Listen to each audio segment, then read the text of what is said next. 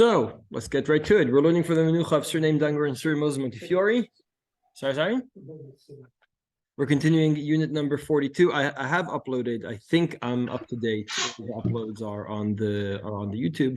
They should go onto the website as soon as the secretary learns English. Because I give each one the name of this is the third shiur on unit 42, whatever, right? So it should be very self-explanatory. But yeah, but I want people to be able to find it in English. That's the idea. So anyway, so let's get right to it. I want to first review the sources, and then we'll talk more, go a bit more in depth, and a couple of chidushim in terms of, at least chidushim in terms of definitions, if not in terms of actual halacha. Anyway, so we're starting on the bottom of page 5. The Mishnah in Perek Yud Chet Mishnah Bet in Shabbat says that Kufin Dafsa Lifnei Afrochim She'alu V'Yirdu. So if I have chicks, if I have little baby chickens, I could allow them. And they want to get out of their, what's the name of the lul? Didn't realize I don't know any of the words. Their cage, okay. Pen? Is it called a pen? Or? A hen pen. No, I don't think so. Anyway. Right. Anyway, whatever it is. Lul. Yeah, that's what I said. But yeah, that doesn't help us. Come on. So I want them to allow them to jump out of there, but it's a bit too high. I'm nervous they're going to break their legs if they jump off. So I put something in front of them. I put something on the ledge, on the edge of the, right, to create a ledge of sorts to allow them to come down and go back up. I've added a step, a coop, chicken coop, correct? Of course. No, that's not what I'm doing. What I'm doing is I have my chicken coop. I have a chicken coop and I have the floor. And I want to create an extra step to allow them to go up and down. So there. Now, the Gemara says, so the Gemara says, while they're on it, just in a nutshell, while they're on it, I'm not allowed to carry it around. Once they get off, then I am.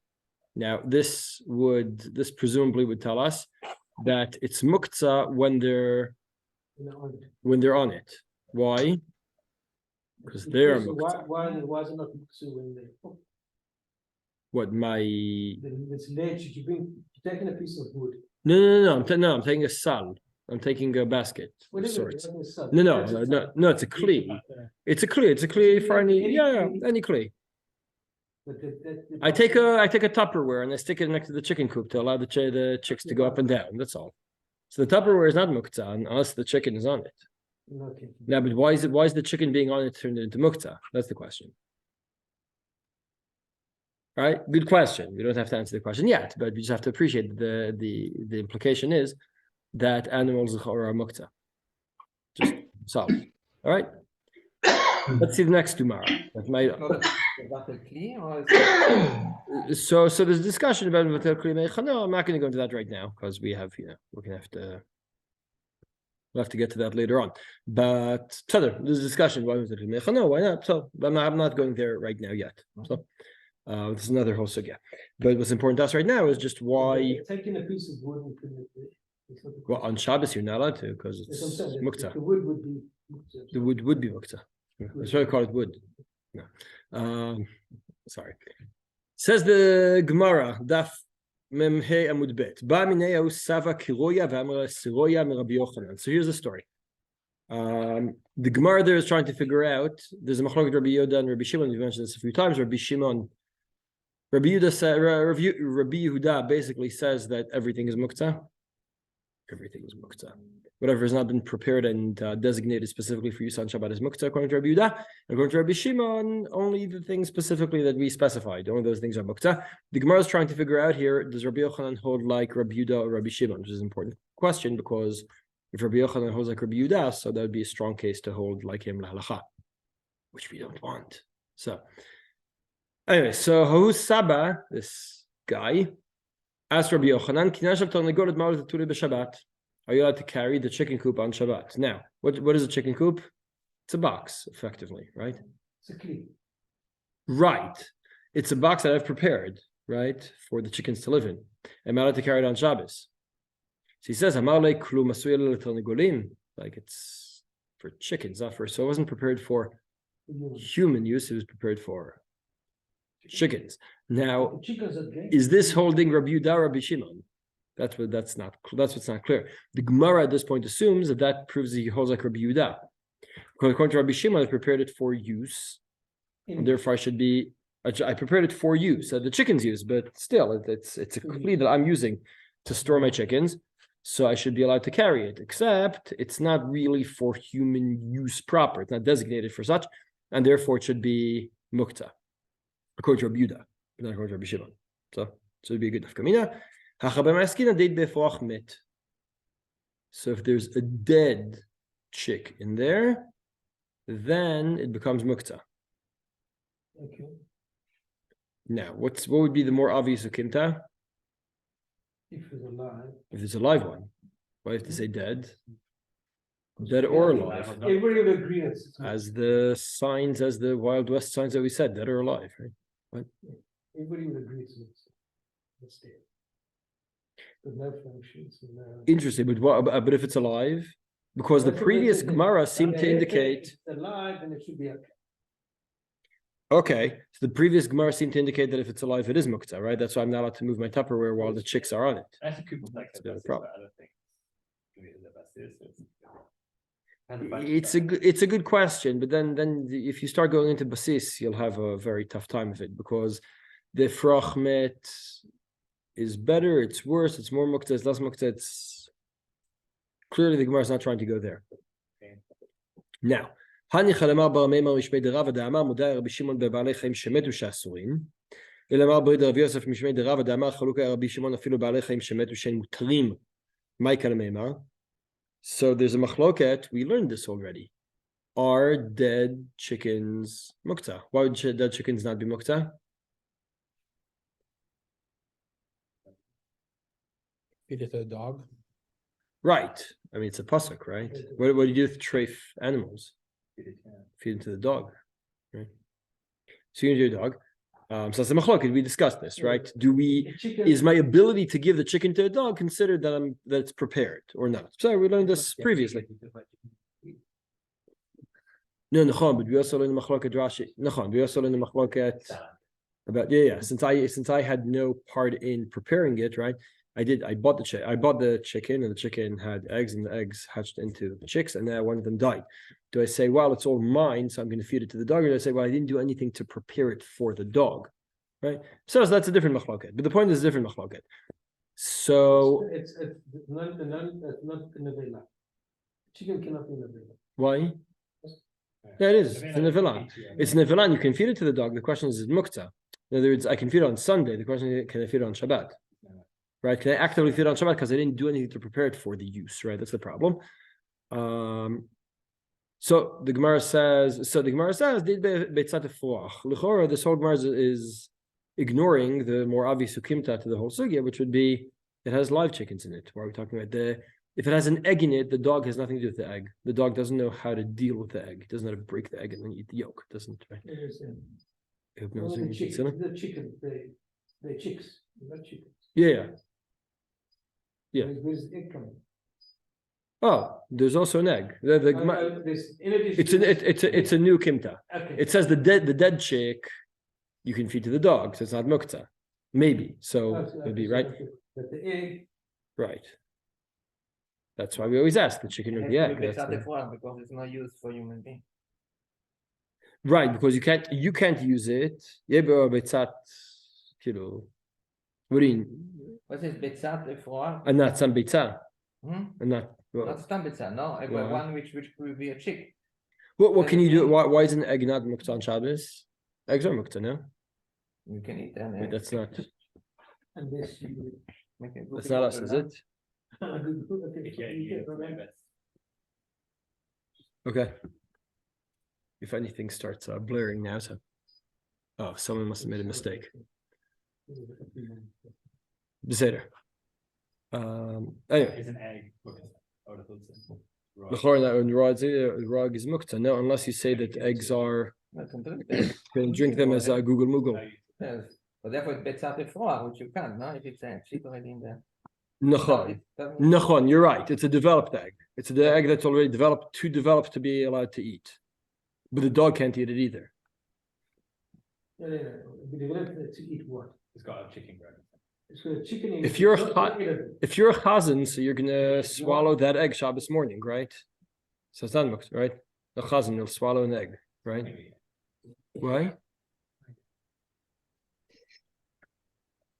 So It that's also throw it on oncoming traffic. right. But that's the question is, was that happening already then?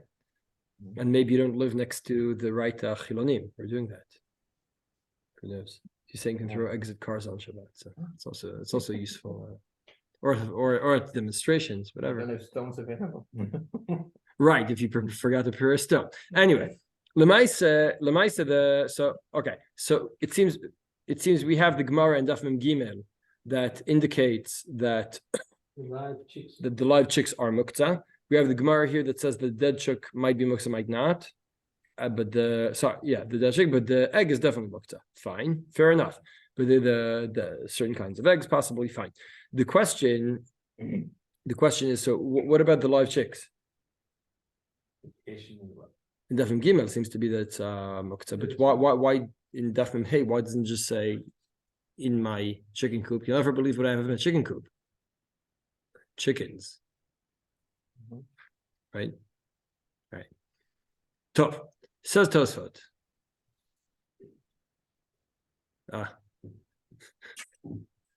Dr. Borowitz, we're very impressed. That's all I have to say. Anyway, says he's at a wedding, but he's people are hawking him. Come on. And he's like, no, I have to do the share. Top. Says Tosfot. Acha my skin mazel tov, of course. What? He said he might come to that. I know, it's very strange, but I don't know. I don't know. I can make no kimtas on that. Anyway, it says to us, that's why Skinan did befloach mit. Pirish ben Yosef do not cut the floach chai, mishum dechai chaz leshatek bo tinok kshebuche. So Rabbeinu Yosef Balotos what says that if your baby is crying, you can shut him up by giving him a live chick. Does that work? I think when we visited Friends Institute, baby, no? I mean, a child, yeah. It didn't have Right. No, I think that we talked about this when we talked about toys, and we're gonna go deeper into that issue. We're gonna go deeper into that soon. But when we talked about toys, we said that once upon a time, people just had, you take a stick and that was your doll, right? But now it's a whole $1 billion industry, right? Kilo. Oh, for sticks, yeah. Professional grade stick. Anyway. Now Tosfot doesn't. So Rabbeinu Yosef wants to say, Rabbeinu Yosef about Tosafot wants to say that live animals aren't muktzah because the children could play with them. Now you have to appreciate that, again, we're talking about, first of all, animals that you own, not animals out there, right? L'chora. Otherwise, you might have a tzad problem, right? All right. That's number one. Number two, are they designated for the child's use? In this case, not. L'chora not, right? All right. Just pointing that out. Toso doesn't accept this because l'chora there's a Gemara in Daf Mem Gimel that Rabbi Yosef is ignoring that there it seemed to indicate that the chicks are muktzah. Right. ועוד, אם חיים שרי, המאי כאמר בסמוך דמודי רבי שמעון בעלי חיים שמתו שאסורים.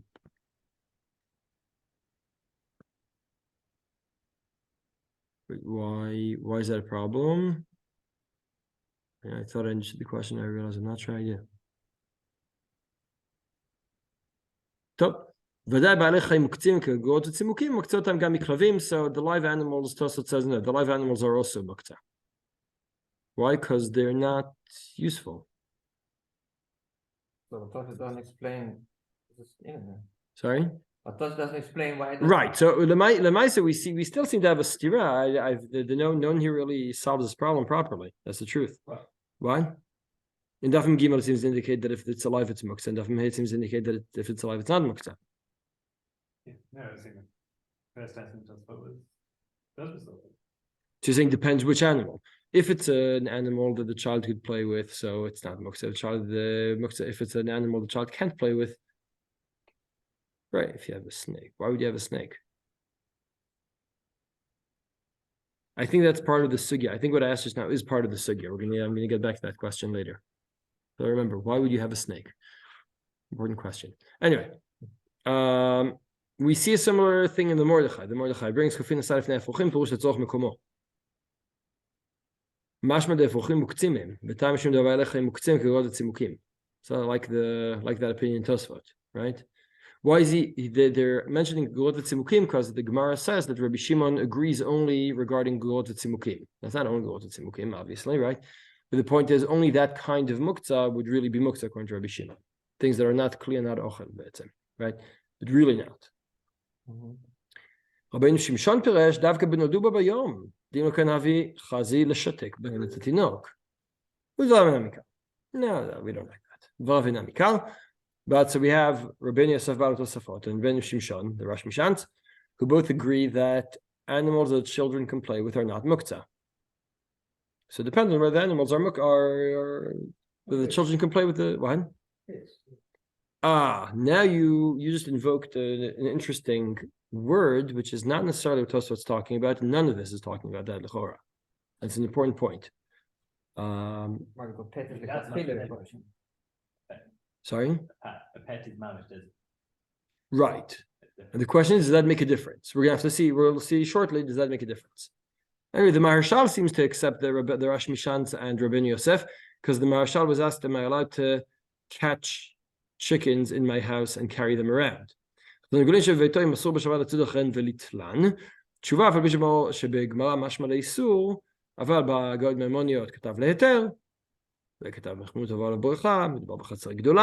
discussing only l'chot tzedam, does not at all mention that there's any problem with carrying them. So to say, if you can catch them, you definitely can carry them. Now, you might not be able to catch them because it's tzedam. Fine, fair enough. Catch 22, that guy. But, right, so, but he seems to, he doesn't seem concerned at all. If it's my chickens, why can't I carry them around? Now, why can't I carry them around? L'chora, those are also things from nature that haven't been prepared for human use, right? Unless I say, well, I do own them, I do have them, and we do use them. Maybe I use them. Why am I catching them on Shabbat? That should be my first question. What am I going to do with them? Sorry? Distract the child, right? L'chora. I'm just saying that's the discussion, right? But the Shulchan Aruch disagrees. Shulchan Aruch says on page 7,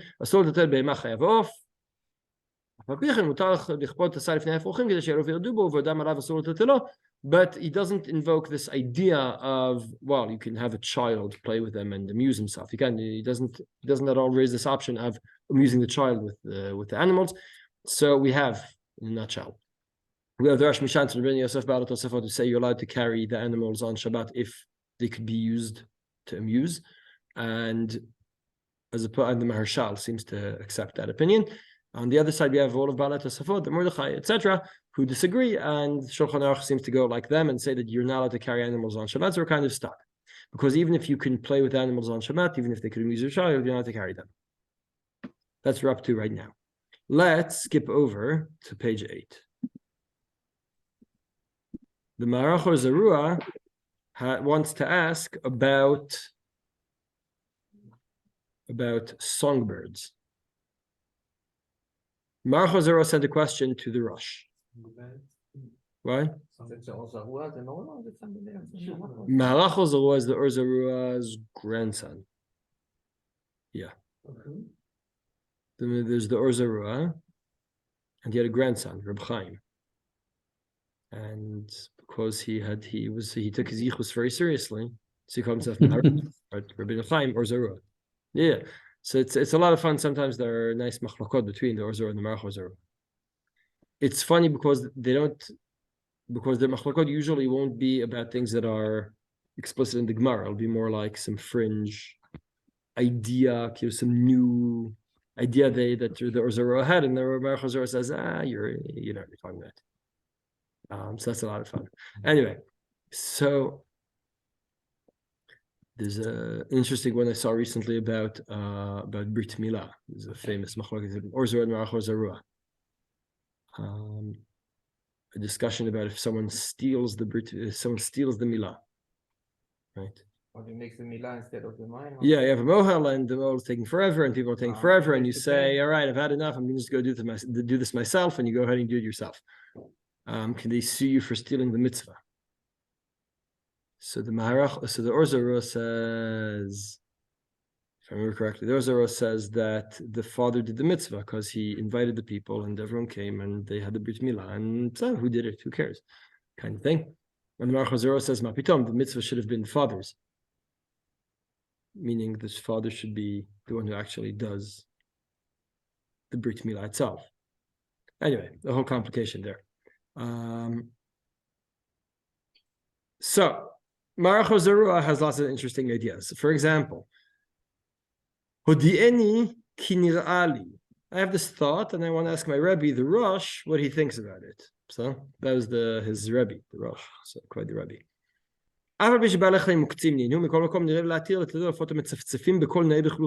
So I have a songbird. Songbird, is that the right term? Right? That I own. Am I allowed to carry the cage around with the bird inside? So am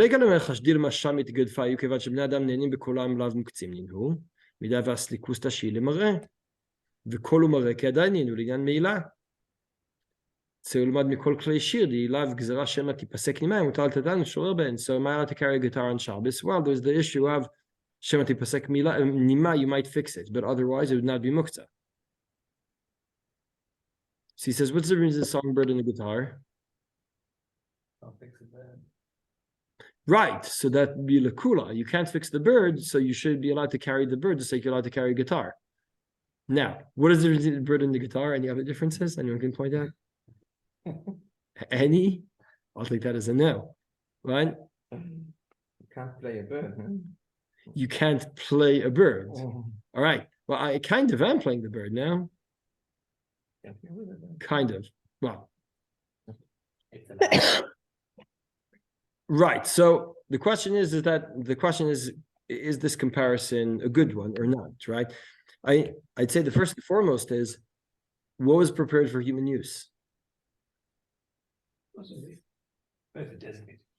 Guitars. So saying the bird is designated. I put it in the box. I put it in a cage. You put it in a box over there. So I put it in a cage, and that's the preparation, right? It's different from a guitar. Is the bird a kli? But the guitar is specifically intended for human use. Right, as opposed to the bird, you're saying, which is not specifically intended for human use, right? I think the more fundamental question is: can you say that an animal is a kli? The Baruch Orzaro wants to say it's a kli, just like a piano, it's like a guitar, just like He's trying to say it here because he's making the noise. Because he's using it to enjoy. right. And he's saying, can you like a guitar? It's also used for enjoying the music. Right. So it's Well, he's just- saying more like he's saying it's more like a vase. I have pretty things around the house, and it's a kli to create something nice in the house. The cage is. Right, but of course, that's a basis davar, whatever the bird is. If the bird is usher, so the cage will also be basis davar. So Yeah, sure. clearly, I'm saying because that's the bird is the main point of cage having the is cage. for the bird. Yeah, you don't just stick a cage in the corner for fun, right? Okay. You put a bird in there. It's not- Without the you bird, can't you wouldn't do that. It's not very You can't carry the bird, you can't carry the cage. right. So that's the question. And he wants to say, yeah, you're allowed to carry. So The cage. So he says you should be allowed because it's a kli. The Rosh disagrees. So the Rosh responds, he asks him a bunch of questions. So he says regarding this, and then he says about the birds, you can't compare the two. אבל צורות שבחצר, אפילו צריך בהם צורך גדול, אסור לטלטל משום דין תורת כלי עליו. עליהם הכנעמי בבעלי חיים. יש לאסור יותר בעלי חיים, דין משתמשים בבעלי חיים, ולא פלוג רבנן בבעלי חיים. So, אין משתמשים בבעלי חיים is an interesting concept. Is that true? How did people plow once upon a time? What's the question? No, אין משתמשים בבעלי חיים? That's where they're like not a clay. Right, he wants to say it's not a kli. As Rav Baruch said, you don't like play the bird, right? Someone said, right? You don't play Right. Right, you don't, right? You don't play it. Look, just as oxen are not created for plowing. You use the ox to plow, but it's not really a kli. Right, so that's I'm not even sure you use the ox. You direct the ox to do something that you want to get done, but I don't know if it's not used in the same term as using an actual kli. right. So it sounds, I agree. It sounds from the Rush that he's saying it's not a kli in the same sense because it's its own person. Well, animal, but yeah. Yeah. Now it makes the choice of, oh, if I make this person happy or if I move or whatever, I'll do whatever's needed, but ultimately it's their choice. I can thwack it and then they'll choose to do what I intend, but that's thwacking. It's not. Right. Right. So it seems that the Rush says fundamentally, Baalei Chaim are not kelim. Now when it says in mishtamshim, he doesn't mean, right, doesn't mean that we never use them in that sense, but the use is not the same kind of use that we're talking about here. So that seems to be what the Rush is saying, but the Maruch HaZorah still has a fair point. The Halachot Ktanot did want to propose that it's a kind of kli. You'll see in the Halachot Ktanot the next time. So he answers, דכל שעושים בו איזה דבר, מולחד לכך כלי מקרה. ועד המדדין, הגלים ושיחים, מדדין אין מגביהין, so you could encourage them to move forward, but you can't really carry them. So why can't you carry them? לא משום דלאו לצורך גופו ומקומו, אלא לצורך עצמו של איסור. Sorry, there's a mistake in the psik. הגלים ושיחים מדדין אין מגביהין לא, משום דלאו לצורך גופו ומקומו. Meaning, he says, why is it the Mishnah that the Gemara says that the Gemara says that you need to you can encourage the animals to go in the right direction, you can't carry them? The answer is because there you don't have a tzorach before makomo. They're kli shemachtor isul. So he says animals that work for you are kli shemachtor isul. So oxen is a kli shemachtor isul. It's not muktzah. It's kli shemachtor isul. It's better. Muktzah is lo kli v'lo ocher. You're not allowed to carry it all.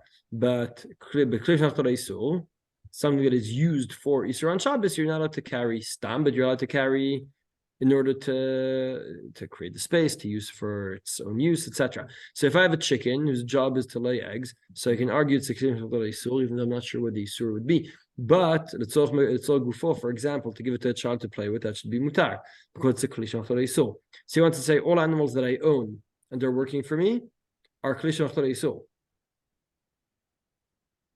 So? Same as the plow, like. Same as the plow, yeah. Sorry? An animal that doesn't work. You're asking. Yeah. Right, an animal that doesn't work would be a problem, right? Because what is it? It's not a kli. It's a kli if it does something. It has a function, it's a kli. If it doesn't have a function, it's not a kli, right? L'chora. But it's... So, we'll have to figure that out. So it becomes old and doesn't work anymore, so. Right. So I have an old oxen, so I can't carry the plow anymore, so it stops being a kli, right? But, and if it's kind of old, it can, but it doesn't want to, that kind of underscores what Rabbi said before, it makes its own choice. So that would undermine the whole idea of a kli. In other words, until now, why was it plowing until now? Not because it's in my tool, but because it's choosing to function as my tool. Yeah, no, it doesn't really have choice. You know, it's strange and this, it's not like. Notice the guitar. לא הבנתי. I mean, you just designate it, I don't know. What, the guitar? But then, I don't have a choice either, huh? Well, of course the guitar has no choice. No, but I see. Yes, no, but that's Philip's point. I was saying the animal makes its own choice, it's not working for me. And Philip says if it doesn't really have a choice, it's no different from a guitar. So it's Right. So you're agreeing, you're in agreement. Yeah. Yeah. All right. So Shulchan Aruch disagrees. אסור לטלות על בהמה או חיה או עוף מפני שאינם ראויים בשבת כשהם חיים, ואפילו אף שראוי לשחק בו תינוק שבוכה אסור לטלטלו. Now you'll note, אפילו אף שראוי לשחק בו תינוק. So if I have a chick that I can give to my child to play with, to amuse himself, that doesn't necessarily answer about what about a designated one. That's where Shlomo Zalman points out that this doesn't prove anything about pets yet. We haven't said a word about pets. I'm purposely ignoring the elephant in the room. Hopefully no one has an elephant pet, but you know. Anyway, it says Shlomo Zalman, we're not talking about a designated animal, we're talking about an animal that can be used for that. Right, so Be'etzem, what Shlomo Zalman is saying is everything that came before is referring to animals that can be used. So we had Rabbi Yosef Baal Tosafot, and we had the Rosh Mishans, maybe also the Maharshal, who said these are chicks that can be used to amuse your child. But will they, or are they designated for that, right? Did you do anything, even if I brought them into the house, did I do anything to prepare them for use? Now, the Marachor Zarua does make things harder, because he says, yeah, I did something. I built a cage, I hung it I hung the cage on the ceiling. I did things to make the bird part of the household in terms of the kli, right? It's ornamental in its voice now, right? So look at the pashut, because my point is this: just in terms of what would we have in the sugya, we have Ribalat Tosafot and we have Rosh Mishans who say if you could amuse a child or Marjal, you can amuse a child with it, so it's good, right? So it's a kli, right? We have a broadening of that with the Halchot Ktanot, who says that anything that you use really is a kli. Then we have, on the other side, we have the Shulchan Aruch, who seem to say that, we seem to ignore that. The Shulchan Aruch ignores it.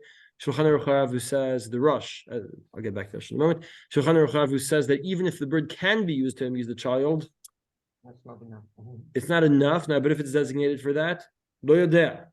Until we get to the Marachor Zarua, who says I have something that is designated. It's a bird that's designated to ornament my house with its voice, right?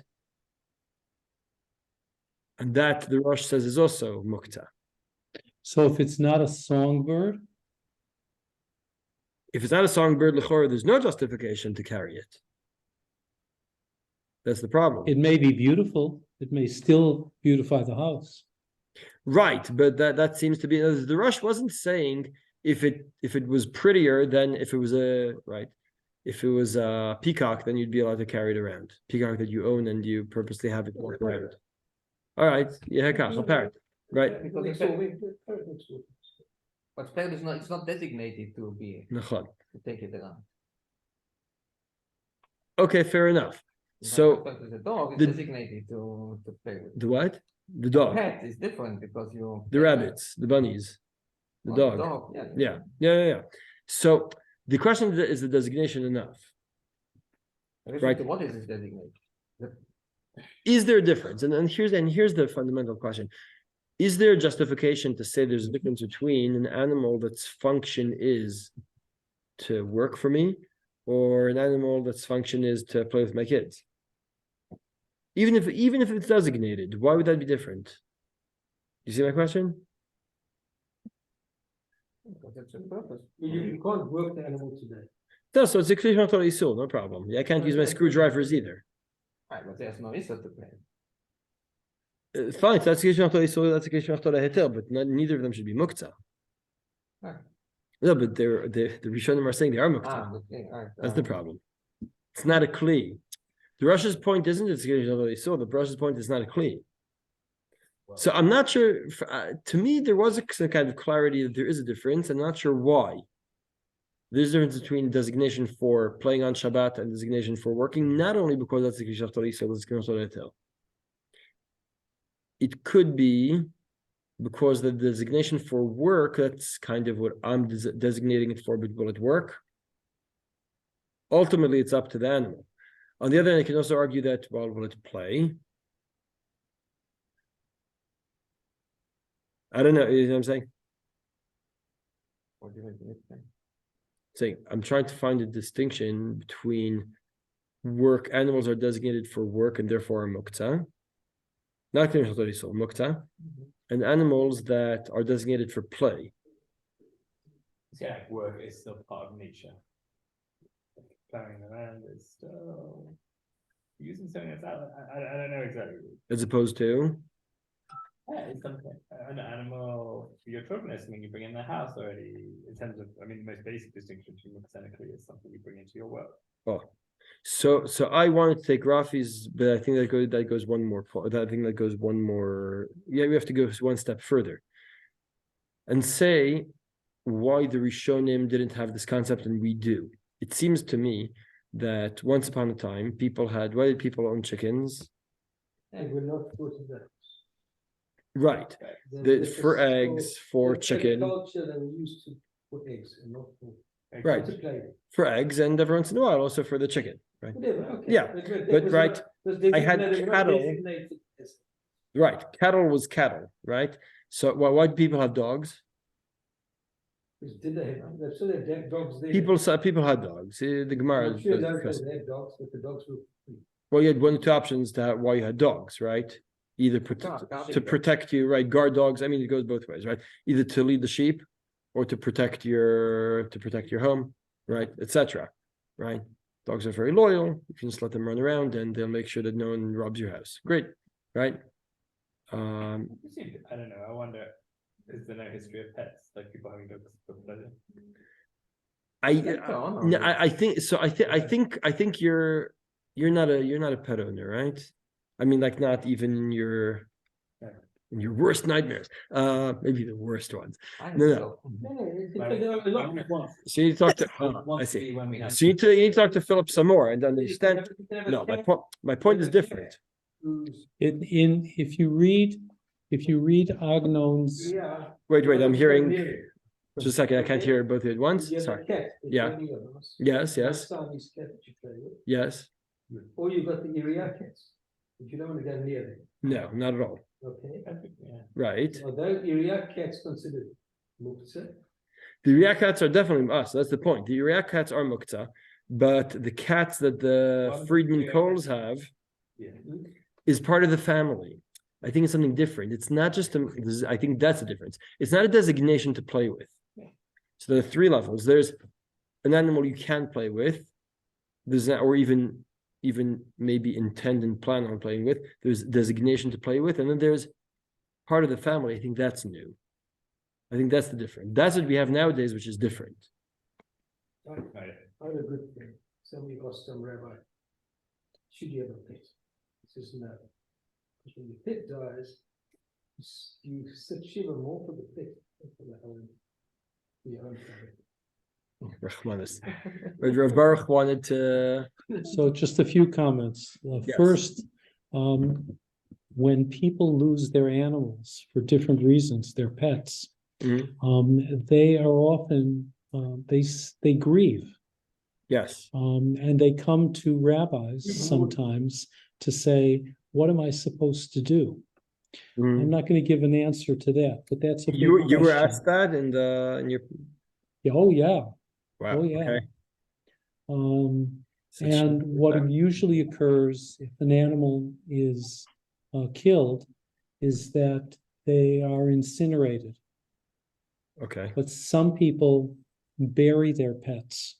And in fact, there are in almost every big city in North America pet cemeteries. And now we're sorry. That's a whole different inyan. But what I wanted to say is that in Agnon's novel, which is a very long, beautiful book, Tmol Shilshon, it centers around a dog. And the dog has a personality. But in that period of time, which is the second Aliyah, Right. people don't have pets. This is like a dog that runs in the street, but it plays a role in the novel. So Interesting. it's not just like the Iriya cats, okay? Yeah. Which, by the way, the city is committed to feeding. Well, You may or may Well, not be that's aware for of other- this. That's a big- And because why? the city Maybe it's like- doesn't want to neuter the cats Yeah, but that's for other reasons, no? for other reasons, and because they are changing the garbage system in all the new developments so that garbage will not be readily available. There Right. is now a budget line in the city Yes. of Yerushalayim to feed animals. Yes. I know this because someone I know was called into police probing or whatever. Questioning, that's what I'm looking for hiring someone to get rid of the cats from their garden. Right. It's illegal. It's illegal. So that may Yeah. change. Because That the really, main reason we have that is because it's better than the mouse and rat problem we could have. Right. We don't have the cats. but that may actually change the idea even for the cats in the area. So that's my point. My point is that there's a difference, right?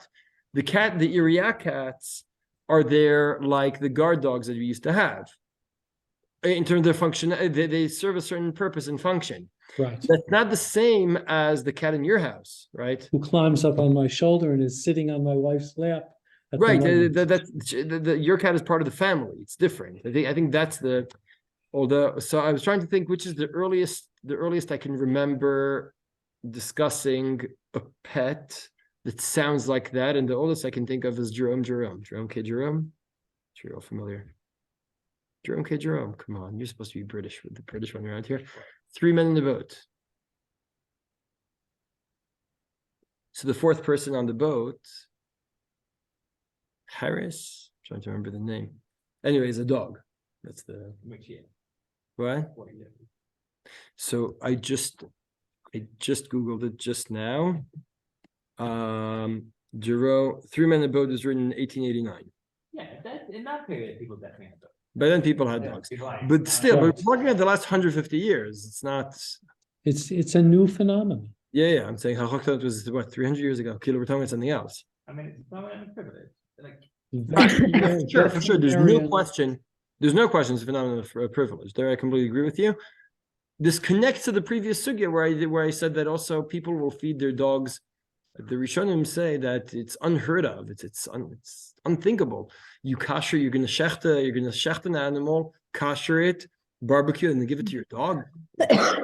Nowadays, I think most dog owners say, sure, why not? Dog is for part Years of the family. ago, this is Maaseh Shahaya. Years ago, I asked Rabbi Zucker, Rabbi Moshe Zucker, Zichrono Livracha, who is my Talmud Rebbe. I said, what should we do with our cat on Pesach? And I said, I found a cat food that doesn't have chametz. Can I use it just on the assumption that there's no chametz in it, etc.? He said, Cole, better you should get rid of the cat. That's my respect. Because they didn't chop the question. Yeah, you had a dog, the little white thing. A little white thing you had. Oh, well, a dog. A little white thing. but it could be that the time before. But my point being that this attitude, Mm-hmm. the cat is nothing. Right. Really, It's a very it's a very an modern older idea. attitude, right? As Rafi says, comes from a place of privilege. We used to have animals for necessity. Now you have animals because Right. Before then, like it could be that it was understood your chickens sometimes came in the house to entertain your children. Right. No, for sure. I mean, you had to play baseball. What do you do? You're right. That's- but it's not that animals weren't really used for those things. But again, I think that's my point. The distinction between using and becoming part of the family. I think that's the distinction. And then I really do ask myself, what about if you have right, comfort animals? You're familiar with people who suffer stress and things like that, anxiety. It's not comfort animals. There's a What's the different, word? like, Different words. it's a different word.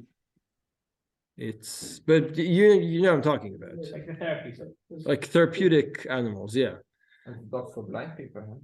So dogs for blind people is a bit easier. We're going to see that in Shalom Zalman in a moment. Shouldn't be a problem. But I was talking about That's a key. that's the Gamerically. That's what Shlomo Zalman says. Shlomo Zalman says the Gamerically. Yes. Emotional support. Thank you, Naomi.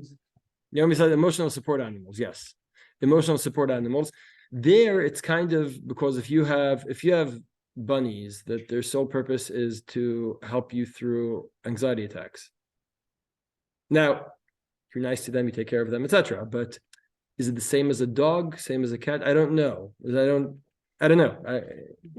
Of course, I'm not talking about. I'm not talking about when a person has an anxiety attack. Of course, you can carry it. The cat and the dog will respond to you. I don't know. I don't know.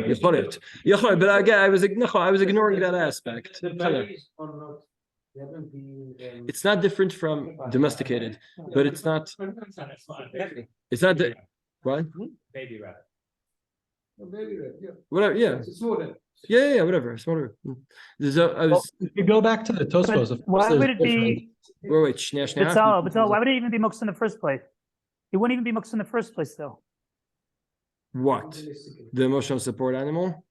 Yeah, Why not? because you would have prepared, Yeah, you would have prepared for it on before Shabbos. The question is. Meaning, there's no question on the emotional support dog. You're not going to say like, I'm going to only use it when it's not Shabbos.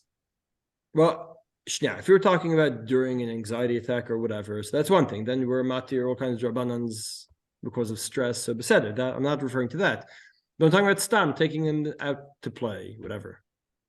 No, but Stam, the assumption is with this type of animal, right? Mhm, That I would use it, that I have the intention to use it all the time. For whenever I need it, I intend to have it for use all the time. That's its function. Its sole function, these emotional support dogs, are to provide that emotional support, right? But is that Just like different us. is that different from the birds, the course. in the cage? Why? Of course, because here you've already, first off, the whole misa of the whole misa of the animal is to utilize it for this purpose. The songbird you can listen to it while it's singing. You don't have to hold it. You don't have to pick it up. You don't have to move it. I Just hear. listen to it. Okay. So I feel like it's a weaker case. Which one? The songbird. No, the emotional dog. It's a weaker case because first off, I would have a hard time to think that it's really not even prepared. I really don't even think it would get into the category of muksa because you would already have said it's something that you would use on Shabbos. So there's no muksa issue here. Unless you're saying that you would never use it unless you only have the emergency. But most people who have these types of animals, they use them much more frequently. Right. So I was trying to differentiate between different kinds of use of functionality of the animals, right? We have the Halachot Ktanot who says, well, if you have an oxen that carries your plow, so that's a kli shemachal isur, right? Mm-hmm. Most posts can disagree and say, well, what are you talking about? It's not a kli, right? As such, you have the songbirds that you bring into your home, right, and have some kind of function in your home.